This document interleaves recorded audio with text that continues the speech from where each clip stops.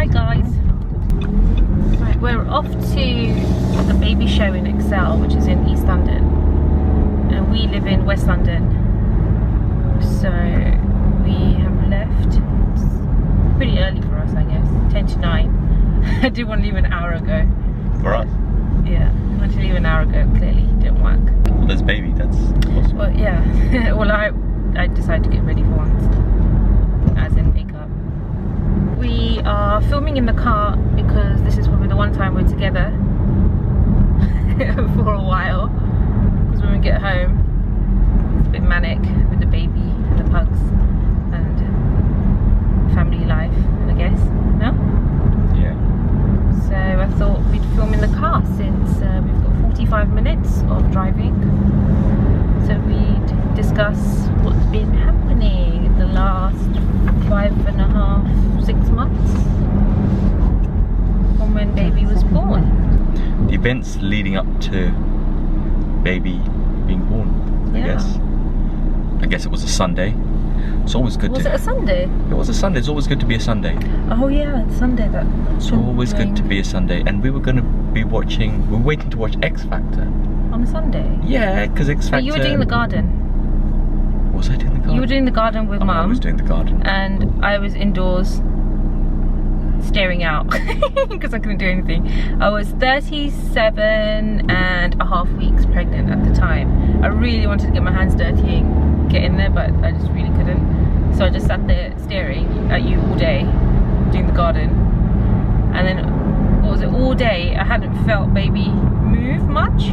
Maybe a couple here or there. Yeah, you did her. Yes.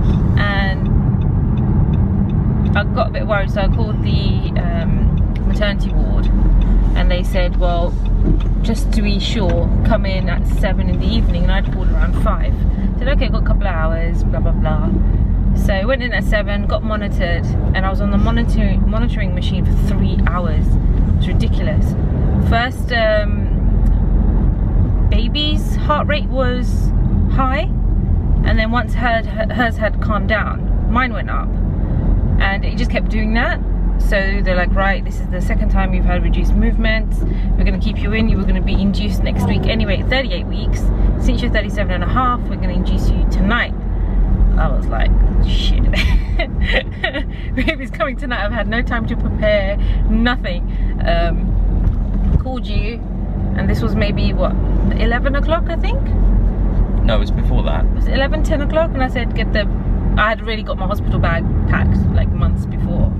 I said, right. No, you'd asked me to bring food first because you hadn't eaten yet. Oh, I hadn't eaten. And you were waiting around. Yeah, that's true. So I had food. Whilst, no, you didn't have food, you ordered the food. Oh yeah, I ordered the food from you. KFC. So I went to KFC. Yeah.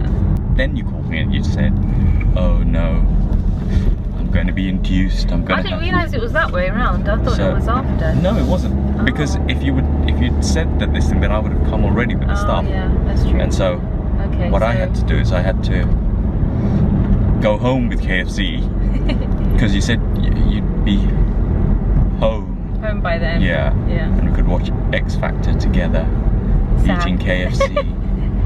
How are you, Frenchie? And Faithful dog. And yeah, so you came with my hospital bag, baby's car seat, my KFC, baby's bag, everything. And KFC. Oh my god. Everything. Just dragged it all in at once. Piled it into the Mini. Oh yeah, and it was the Mini, is it the classic Mini, the small one. And yeah, you did really well actually, considering all day you'd been doing hard labour in the garden and carrying more things. Just slaving.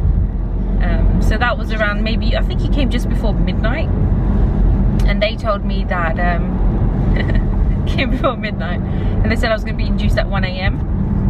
So my mum was there as well, because I thought there's no point my mum being there since it's just going to be a long wait really. So we had KFC downstairs of the hospital cafeteria at midnight. Are you trying to get some attention there, darling? Yeah. And we had our KFC. We took our last photo as But the best part of KFC, I took the drinks. Oh yeah, and All the way from KFC, all the way home, all the way to the hospital. And from the hospital, literally just as we were going to go out to eat, there was a little drip, drip, drip in the bag, and it just... It was not my waters. Waters broke. Pepsi broke all over maternity ward floor. Oh no, poor thing. It was a big brown mess. It's okay. Clean up on aisle 5. Clean up on aisle 5. Sound like a shopping centre. Well, that's what it was. I had to go tell the guy. Yeah, somebody has spilt like some brown stuff on. Ew, sounds disgusting. Anyway, I'm sure they've seen worse. So yeah, we had our last meal. That was the last meal. Yeah, before baby came. Yeah, because I didn't eat after that for what, almost 48 hours. Then, yeah. And then I was induced at 1. Then I had to go and drop mum home. You dropped mama home. I got induced, and then it was just a waiting game, basically. My contractions came thick and fast with that induction thing that they give you. It's not the most pleasant of things. Exactly. Yes, darling, I know. That was for when you came. Yeah, it's when you came out. Almost came out. Yeah, so I got induced at 1. Cut a long story short, 1 in the morning. On I guess Sunday night, early Monday morning, 1 AM, and it was a waiting game. It was a big waiting game. 11 in the morning on the Monday, my contractions had gotten quite painful and I hadn't really slept, so the nurse and Lord Sly had suggested I take pethidine. Well, let's go back. Why? A few steps, because you had a birthing plan.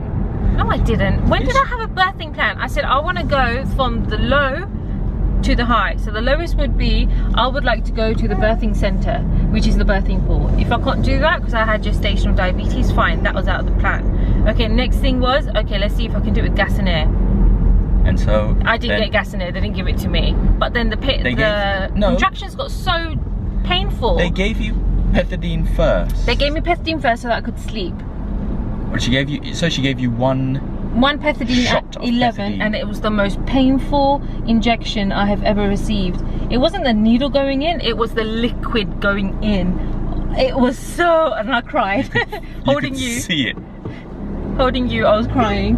But that was the best 1 hour sleep I have had in my whole entire life. I enjoyed it so much, but it wore off really quickly. It's meant to give me 2 hours, it wore off in an hour. So I woke up with more contraction pain, so they gave me gas and air. So I was on gas and air until what, 6, I think 5, 6 in the evening on the Monday. And then I was crying that I was in so much pain, the gas and air was not doing anything. No, but you said to the midwife, I think, you know, I'm going to labour. And the midwife came and she goes, looks at you and she goes, no. Exactly, honey, you remember. Midwife looks at you and she goes, no, if you're in labour, you look a lot worse. What a bitch. And then she walked off.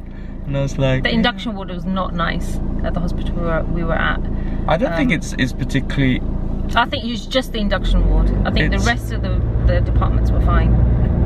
Because I just want to get you, like, go in and just, like, shoot you off. Induced, don't really want to be, like, dealing with you. Which I thought was so horrible. Anyway, I was drugged up. So around, what, 5, 6 in the evening, had my second dose of pethidine. Because I wasn't dilated enough anyway. So I had 2 lots. And whilst on the second pethidine, my waters broke. So I remember calling you saying, quickly come. It was not the Pepsi. You had gone home. Because I kept saying to you, go home, I'm going to sleep. I'd gone home. Just got home. Deal with mum. It's like... Just got home and I called saying you could come back. My waters just broke. They're going to take me to the labour ward. Come now, quick. And I remember checking find my iPhone on the map because I didn't want to keep disturbing you on the phone. Stalker. So I was almost stalking you to see how far you were, even though I was so drugged up. I did it quite successfully, actually. Anyway, you came. It's not the only time you stalked me. Then they took me to the labour ward and I got my epidural.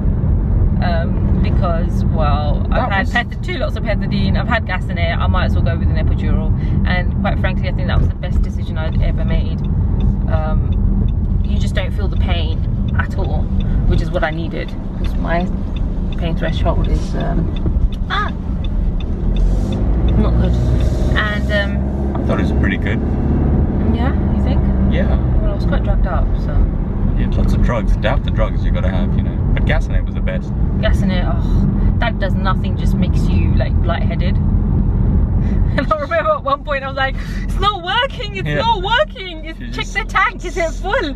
It's because I wasn't sucking it in, I was just going, you're meant to really inhale it. You're not doing anything with it. Yeah, but those contractions, they were so painful. You're just chewing on the tube. Gnawing at it. But anyway, epidural, it was an older guy, wasn't it? Do you want to take the story from here? Because this is when all the juicy stuff happens. So, epidural it was that the anaesthetist who came in was a lady. Was it a nurse? It was a midwife. A female anaesthetist and the midwife along. But the midwife at that point in time was Ola, and so Ola was from, let's just say, Ola was quite special.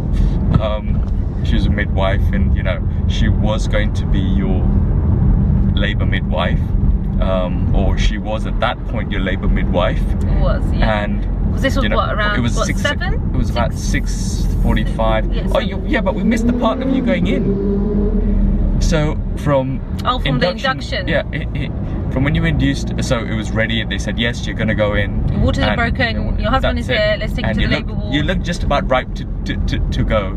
Yeah, so basically saying you look a little mess. Yeah, it was all over. You were chomping on the tube. You know. Then we managed to pick you up, wailing, put you in a wheelchair, and as you were being wheeled in the wheelchair on your way out, suddenly there was a sink, and that was it. We come to the point of the midwife, so we get introduced to the midwife. Midwife says to me, well, we were introduced from one ward midwife to the next ward midwife, and they said, okay, hey, this is Ola, she's gonna be your midwife, your labour ward delivery. And we were like, cool. And Preeti was like really drugged up, chomping on the gas and air. Waiting for my epidural. Make me sound like Darth Vader.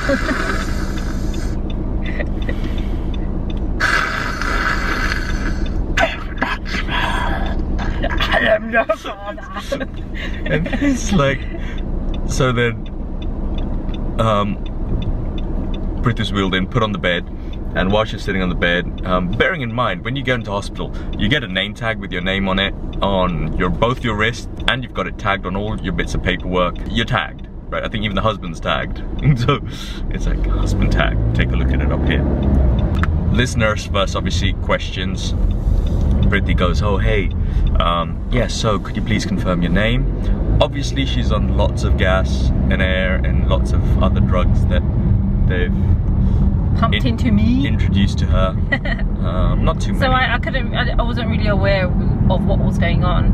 So I'm happy that you were there to take over that responsibility. So you confirmed for me my name. I said yes. So she said, so what's the name? I said yes. The name's Preeti Iswaran. And they were like, okay, good. This lady in that time looks down at her sheet that she has, looks up, looks at Preeti, and she goes, okay, so Ranjit. And then she looks really confused because Preeti's not responding. Then she looks at me and she goes, okay, so Ranjit. I was like, no, there's no Ranjit in here. And this is meant to be our midwife delivering our baby in a few hours. And I was like, okay, you just looked at the sheet, and the sheet, bear in mind, said Preeti's name on it, right? I don't know where she got Ranjit from. Do you know any Ranjits? No, I don't actually. It's probably because it was brown skin. And she'd probably been dealing with a brown person previously, that shift.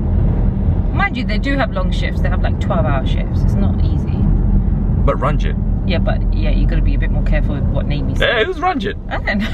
What the? Look at me. Who's Ranjit? You were not the milkman. So I was like, no, it's Preeti, like pretty, but pretty, and that's, you know, the best way to remember it. She went out, epidural anesthetist came in, decided to put, you know, the epidural in. Oh no, before the epidural it was the catheter. Oh my god, and yeah, oh yeah, that was Ola. Oh my god. And I felt the pain on that. Ola. Oh my god. So when you get an epidural, you have to have a catheter. I'm gonna go around. Yeah. You have to have a catheter. So they do it before the epidural needle gets put in. And she was vicious. She was in there. She was prodding and poking and pulling, and I was just like, like it was horrible. Ola, please. She's like, calm down, woman. You're bruising my lady bits. She was like, Ola was on it, and even with all those drugs, you felt it. I know, and I was just like, I was like looking, she's like, what the hell are you doing? She was like shoveling coal or something. Stoking the fire. Come on. Get anyway, going. Got that done. And she was the one who also did the anesthetic after Ola. Oh, so Ola had to So she did the watch catheter it. and so, then no, so then basically the anesthetist came in. Yeah. And the anesthetist actually fortunately had an assistant. They had to do your drip, right? Oh, the drip first. They had to do your drip. So what happens is, For which I still have a mark on my... that was Ola. Ola decided. No, this was the final one. Which was Ola. No, she didn't give So me Ola initially started putting the drip in, and she did it on one side. Yeah. And then she was having an issue with getting the drip in, and so she tried it on the other side, and just having an issue with get that in. Then literally she legged it out the room. A consultant came in, and we had a junior doctor in the room as well. She's really sweet, and because he asked her, he goes, "Oh, are you Ola?" And she goes, "No, I'm not Ola." And he goes, "Oh, are you Ola?" I said, "No, I'm not Ola for certain." Ola's like, I believe, the midwife, and I think she's just popped out the room. Consultant, really sweet guy. He basically assisted in getting that drip in Successfully in the first cannula. Yeah, he just Yeah. basically one shot, one kill. It's like, whereas Ola was really having a stab at it. It This was arm, like that arm, this arm. butcher's workshop. I mean, yeah, but you know, with so all vicious. I mean, with all fairness, you know, they got to do a whole load of those, you know, It every doesn't day. matter. You don't have to be like a butcher Yeah, she was massacring me. really not happy with it. Like a horror movie. Mad. Epidural needle. I don't know if you've seen them before, but they're about that long. Yeah, It's it's like Well, you saw it. It was they put it in your back basically. So I leant forward, and did you look? Did you film that bit? Oh my god! So yeah, basically, he I filmed everything. Well, not everything. Just so that because I was so drugged up, I can actually watch it back and see how my labour went without having to rely on other people's accounts. That long. So, yeah. It was that long. Yeah. Never had a needle that long before. And it was the best feeling ever. Oh my god, the relief you feel. It's like all your pain just like floats away and you're in just bliss. Oh, Floating. So nice. So the great thing about this machine is it's self-administering, so you can just basically... So they give you a little trigger button and you can administer when you need it yourself. So when you feel that you can feel the pain again of the contractions, you press it and it gives you a small dose and it just tops you up. You can only press it, was it once every 15 minutes? Now if you press it, it'll only administer every 15 minutes. It won't do it every 15 minutes unless I press it once every 15 minutes. But if I keep pressing it, it won't keep giving me it, so don't worry.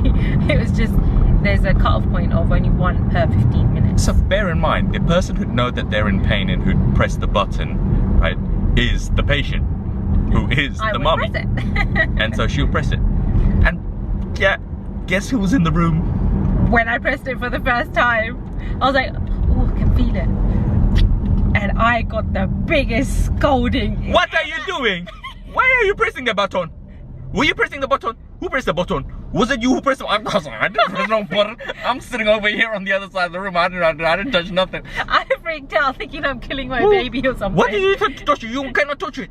You cannot touch it. You must ask me. You must request permission before you press the button. Yeah, she did say that. Request the permission of Ola before you press your button. I was like, okay. I was like, I did not press that button unless I asked her. And by this time, I think then she's knocking on the machine. Hey, you see, you press the button, you make the machine go wrong. Come out, the machine is not working. This machine gives you medicine every 1/2 hour. And this is when you stepped up and said. And I was like, I'm sorry, ma'am. As I understand it, and if we can kindly take a look at the machine, you'll see that it's set up every 15 minutes. If the patient requires it, they press it, but otherwise, that will only be administered if the button is pressed every 15 minutes. And so on and so forth, etc. But otherwise, it's a slow drip that's going on there. By the by, Ola took rule of the place. But fortunately, something happened, like the skies had opened and the angel of heaven had basically... 8 o'clock struck PM. And 8 PM is their shift turning. Every 8, so 8 AM and 8 PM. And Ola leaves. Ola, bye-bye. you have been voted off. Yeah, I was like, sign up. Ola leaves the building. Yes. So she was not going to deliver our baby. But we kind of... That was scary. And then in walks this little angel with blonde hair. Sweetness. Robin was her name? Robin. Was it Robin? Yep. Yeah, Robin, I remember Robin. And she was from Birmingham. She didn't have an accent, but it did come out. I remember talking to her about it. Oh, she was really sweet. Oh my god, the sweetest midwife you've ever. Greatest bedside manner was amazing. Like, impeccable. She was just... I'd request for her next time. Next time. Robin was really patient. Yeah. Really polite. So every time I felt a contraction coming, I thought, okay, at this point, clearly I've got in my mind Ola's voice shouting at me, saying, no, you cannot press it. You don't press the button, you have to ask for permission. So every time I'm in pain, I say to Robin, please, can I press the button? And I said this a few times, and Robin got a bit like confused, like, why do you keep asking me? You don't need to ask me. This is self-administering. You can just press the button and do it yourself. But otherwise, every 50 minutes. We explained to her what Ola said, and she's like, no, you don't need to. So I spent all that time asking for permission when I actually didn't need to. It was ridiculous. I was the one who was in pain. So now we're on into Monday night. 8 PM, Robin comes, takes over from Ola, which is amazing. The greatest part of it, so obviously it's a lovely room, it's a great room, and you know, as the husbands, you kind of gotta wait around somewhere. And there is this item that was introduced to us, or to me. It was this kind of chair stroke cushion.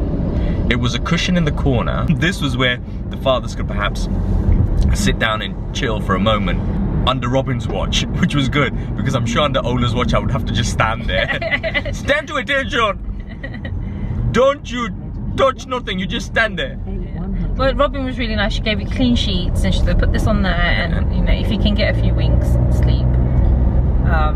So yeah, we were there for the night. So they check how far dilated I am. I think it was around, what, 2 AM maybe? They were like, oh, you're 6. I know, it was like, I don't know, it was 2 centimeters. Then like 15 minutes later, what seemed like 15 minutes later, it was like, your babies. So the hospitals don't cater to do not birthing cater partners. for birthing partners. So your husbands, mates, girlfriends, mothers, you got a long haul in. So when you go in, I warn you, take your own bed. Own comfortable bed. At this point, the baby is 10 centimeters. Dilated Around 4-ish, just past 4 AM on the Tuesday morning now. And we're getting prepared, blah, blah, blah. And bear in mind, I had to get set up because I had to get all my camera equipment, lights, action, crew into the room. Got everything prepared, and then I start pushing. After a certain point, but it was good. No, because it literally then, yeah. So Robin then called. Yeah, after a certain point, she got a bit concerned because baby's heart rate was either going up or down. I don't remember. Down. So she's like, look, she was so reassuring. She's like, look, I'm just gonna go pop out and go and get the consultant, blah blah blah. And anybody that came into that room, she thoroughly explained to me who that person's full name was, first and last, and what their job role was and what they're doing there, so that I didn't freak out. And that was amazing. I don't think Ola would have ever done that. Oh, yeah, this is. She did ask. What are you doing in my room? Get out. She did ask me if I wouldn't mind having some students in. I said no, that's absolutely fine. Okay, so at this point Robin brings in my consultant. She brings in my consultant who's actually also my gestational diabetes consultant. So she knew my history, which was amazing, and she was so sweet. She was really very to the point, but very precise. Calming and very precise. I'd like you to pant now. And I'm like, I don't know how. How do you pant? And then she'd pant like a puppy. As I'm pushing, baby's not coming down a certain point. So they have to use a kiwi cap, which is a cap that goes on top of the baby's head, and you pull it through. What more? Not exactly. It's not a plunger. It's a plunger. You put it on, then you take the suction on it. It sucks onto the top of the baby's head, and it helps guide through as you push. So I managed to get baby's head low enough so that the consultant could see it. Saw that the cord was around the neck. Yeah. Which is why she couldn't go any further when I was pushing. You saw her whip out her little Stanley. It wasn't really a Stanley. Yeah, she pulled out her Stanley. Knife. I swear if Ola was there. Ola would... To get baby out quickly, cut the cord while she's still in me. I was Yeah, you're like filming. Bear in mind, this, like... I had 2 cameras in hand. And I was like, had to film, had to get timings, had to get everything on the dot. And you know what? I can just say, she was so quick. She got the baby's head out, cut the cord, managed to push the I pushed the baby as she pulled her out, and she came then into the world. I had everything done on my side, try not to concentrate on the bitty bits. Yeah, you did look bitty. No, I was told. I did tell you don't go down there. So you at least filmed from my end. So don't worry guys, it was not the other end. You filmed from my top head down.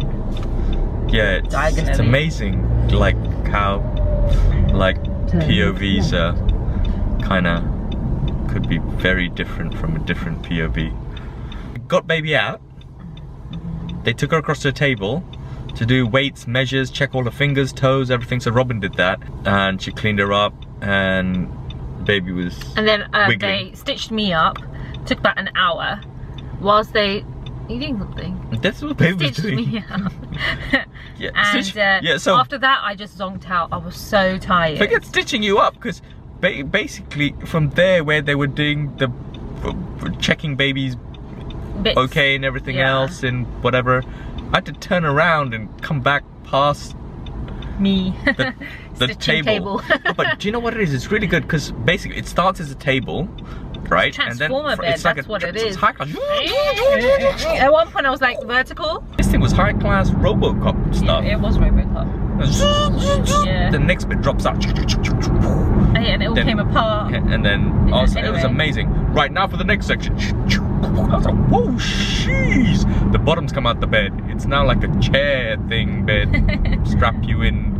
I'd like one of those. Anyway, so once I popped her out, I fell asleep because I was exhausted, and you had to take over the whole dressing, again, having her on your chest and everything, clean her, dress her. And that's when somebody had her for a couple of hours whilst I slept. That's why she's daddy's girl. She is daddy's girl. She's so in love with you. She loves her papa. Yeah. So that's our story. From Sunday night 1 AM to Tuesday morning 5 AM. So how many hours is that? 24, 48. No, 48. It's 2 days, right? It was long enough. 48, 49, 50, 51, 52 hours? Yeah. Labour?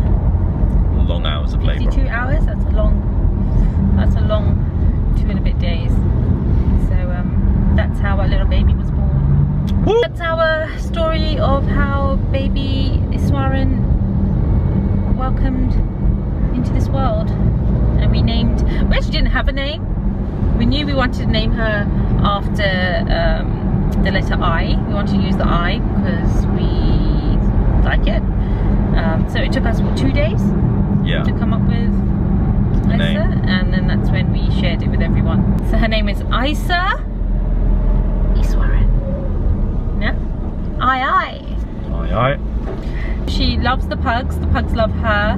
She is taking more notice of them now because her sight is getting better, it's getting more developed. So it was a big change going into motherhood because now we're parents, a lot more responsibility, so all I ever think about is baby and her needs. So I kind of put mine on the back burner. So now that she's 5.5 months, approaching 6, I think I'm going to slowly start seeing if I can get a routine going with myself too, so I don't forget that I'm a person as well. No? And So I guess think you can get lost into your kids. your friends can see a lot more of you. Yeah, because nobody ever sees me. Yeah, nobody sees me. So I can start posting again on my Instagram and doing some, bless you Baba, doing some videos. Sneeze It's difficult in with the a baby, I must admit. Trying to juggle things, especially when her needs need to be met first. So nothing ever gets done fully, completely in one go. Everything's half done or a little bit done at a time, and it takes me about a week to do one little thing. But really enjoying it. Love being a mummy, and I don't know what I did before her. No? It's like you can't imagine what life was before your baby came. And that's about it really. We will show her to you. It's just that we're driving right now and she's in a car seat, so we can't.